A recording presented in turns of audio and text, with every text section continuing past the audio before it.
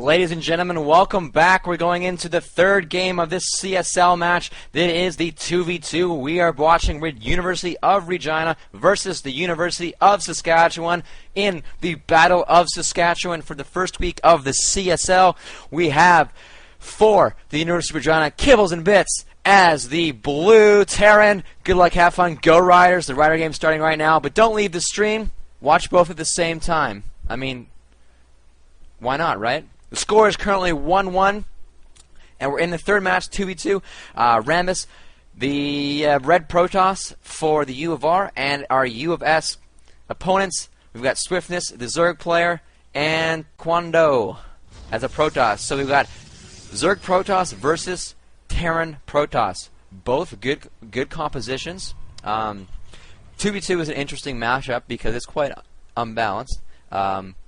As most of you may know, there are some things you can do, like mineral trading and gas trading are huge.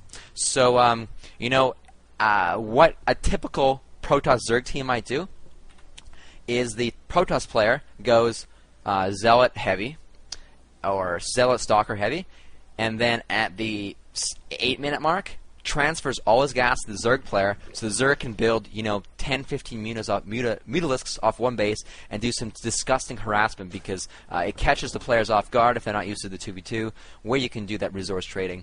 And of course, the resource trading doesn't really happen until I think it's like 8 minutes into the game or so. I'm not too sure. But both teams playing, standard. There's nothing too cheesy going on. Taking their first producing structures and their gases. Predictions for this matchup, I don't know. I mean, 2v2s can go either way. There's no I've seen a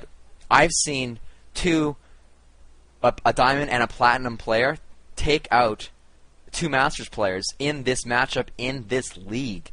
KibblesnBits and I don't remember his teammate, but Kibbles was platinum last season. Teammates can build gas buildings and share control. T can refinery, Zerg base, share control, and drones mine gas. Interesting. I didn't know that. So apparently, Zerg can mine off of the Terran. Interesting. I did not know that. That's pretty cool. I don't think this is not a high-level 2v2 game, so I don't think we'll be seeing that. But well, that's good to know. As I was saying, I've seen KibblesnBits when I think he's still in platinum, but he played with a diamond opponent. They took out two Masters players. Just playing standard because they're used to playing 2v2s. So anything can happen in this matchup. It's quite volatile. It looks like our stream viewer count dropped, and I'm going to go ahead and say that's because of the Rider game that's going on right now. I believe the score is 6-0 for Toronto. Saskatchewan Roughriders down by a touchdown against Toronto Argos, which is unfortunate. But hey, you know what? We'll come back. We come back in the fourth quarter. We always do. This KibblesnBits going and getting that early stim, where his opponents are going for the Roach and Speedling play with one gate Robo coming out for the Protoss player here. If we take a look back at the base, we've got Rambus going for more of a 3-gate build to complement the Marine and Marauder play from KibblesnBits. Some Roaches popping out. I don't really agree as a Zerg player playing one base versus a Protoss and a Terran because it's just very... Oh, and he stopped mining gas. That's interesting. He's got... Oh, that makes sense. He's got an early Roach build, maybe? Yeah, I think that was it. He's going for the early Roaches, gets a couple Roaches out, and then goes hard Speedlings. Which only really works is if you can break that wall down. Okay, there he's going to take that expansion, so that's good. I thought we were going to see some a very all-in-ish play from the U of S here, but of course I've been proved wrong because I don't know anything about 2v2. Warp Gate finally finishing for Rambus, and that one-gate Robo play working out for Tikwando is actually a decent build if you think about it. You get that early Colossus out, and your Zerg player has you got that range while your Zerg player's got the ground covered with Mass Roaches. If Kibbles Kibbles increases his Marauder count and Rambus his Stalker count, I don't think they'll have a problem with the Roaches. But those, oh no. Do you see this on the screen? This is, actually, you know what? It's not a big deal because that Robo's out. So good call from Tikwando to get that Observer. Get that Observer out because it's going to be obviously going to be needed. KibblesnBits and Rambus sharing control. I believe that is Rambus with the control of these units. Stim is done. Hopefully he remembers to stim his units. Lots of Zerglings, a few Roaches and Stalkers for the U of S, but that Colossus is seconds away from being out, and I don't think that the U of R is going to commit to an attack just as yet. That expansion of the Zerg is up. Drones are not... you know, he cut drone production. That's an interesting thing. I'm going to take a look at this income tab. The Zerg player is at 19 harvesters. That is not where you want to be as a Zerg player, especially against your opponents who have roughly 8 more workers than native. But I mean, I'd like to see out of the Zerg players some drones being morphed, and there they are. So I mean, he'll be able to get a round of drones in, catch back up. But you don't want to be behind, because when you're behind as Zerg, you're building drones and you're not building offensive units. Whereas the Zerg opponents can do both at the same time. External thermal lance being researched by the University of Saskatchewan. We just see some Marine Marauder play from Marine Marauder, and we got DTs. Where are the DTs? The Dark Shrine is done. I'm going to go ahead and check out Rambus's view. There's no forward... there's a forward pylon. Nothing in play yet. Zerglings spotting that expansion. That's great. And we have the University of Saskatchewan moving out. Double Colossus with a lot of Zerglings. And this isn't interesting. I want it stem. Get those... oh, you need the stem. There we go. There's the stem.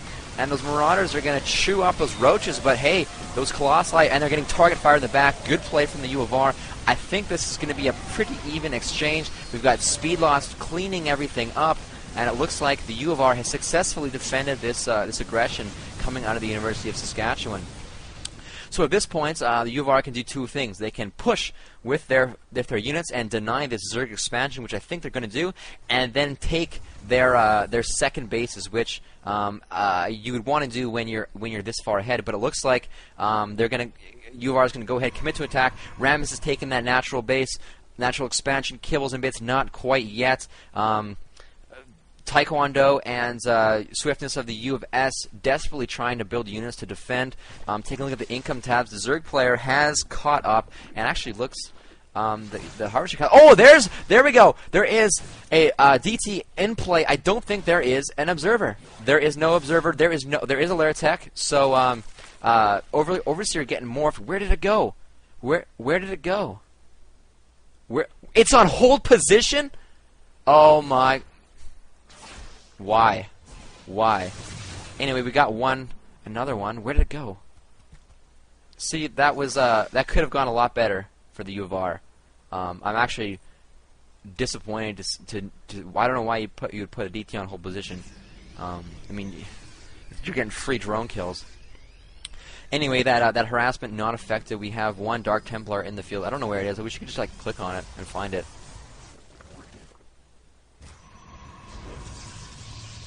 But alas, we can't. So U of R in, I would say, the better position at the moment. Their income is actually not that great. The Rambus and KibblesnBits have kind of stopped their worker production, whereas our Zerg player is like, you know what, I can build drones now. So the Zerg player is getting back in the game, but there are natural expansions down for both U of R players, and probably more production buildings going out as well.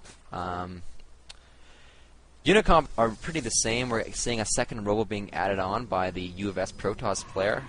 If we check out the U of R, we don't have a robo yet from them, but we have +1 weapons going down, which is going to be huge against the Zerg army. There's no upgrades from either player on U of S right now.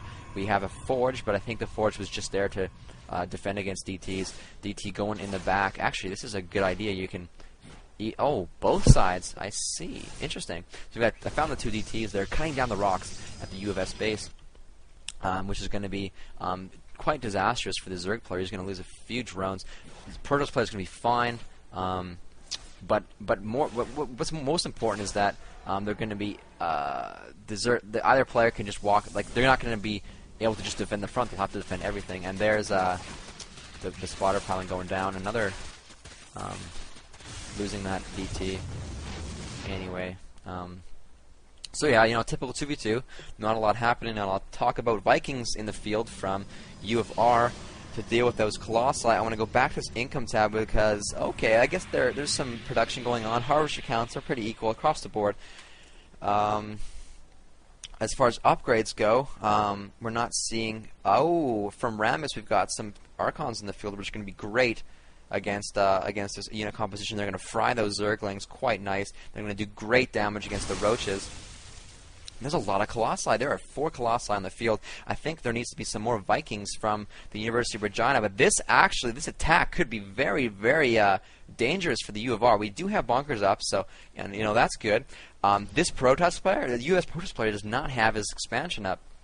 Oh, and there's a DT doing work in the Zerg base, so if the U of R can defend this, they're going to be in great position. They have the high ground advantage. Colossi getting target fired.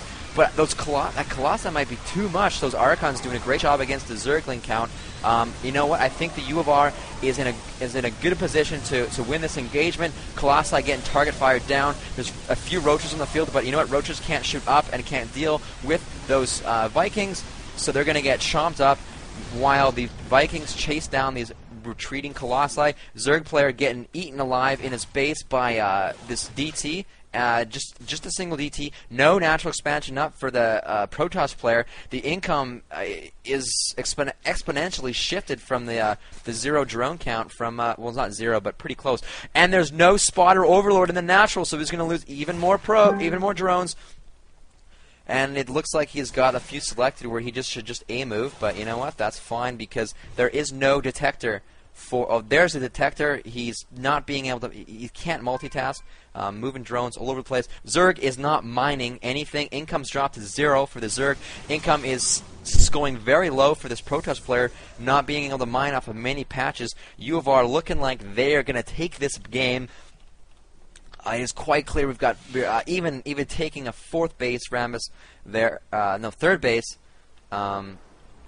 Viking count pretty high. Those Colossi are not going to be able to do much. So this, and we've got a drop going down in the natural from KibblesnBits, stimming. I mean, it's going to get shut down, but he prevented the U of S from pushing out. He had to come back and deal with it, which allows them to create more units, more upgrades, level 2 ground weapons. We've just have level 1 ground weapons for both players on the U of R. No upgrades at all from the U of S. I would like to say that upgrades are actually playing a big factor, especially against the Zergling count in the last engagement. Those Archons and Zealots just chomped up all the Zerglings, so there was effectively not a lot, just Roaches and Stalkers that had to be dealt with. So it looks like the U of S is going to make their last stand, their final push, while the U of R has got a decent advantage. But you know what? There are units not being used. But here we go. Vikings coming in around, target firing some Colossi. They're going down. But I think this is the end. This is it. I'm going to calling it right here. The U of R taking this game. There's the GG.